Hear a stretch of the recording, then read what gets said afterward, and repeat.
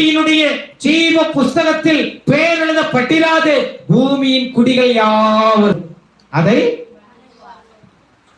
ஜீவ புஸ்தகத்துல ஒரு மனிதனுடைய பெயர் எழுதப்படலாம்.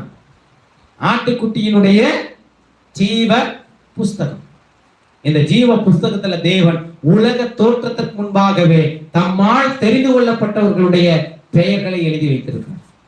அவருக்கு தெரியும் யார் இந்த உலகத்துல ரட்சிக்கப்படுவாங்க, யார் ரட்சிக்கப்பட மாட்டாங்க என்பது அவருக்கு தெரியும். ஆனாலும் சுவிசேஷம் எல்லாருக்கும் போகும்.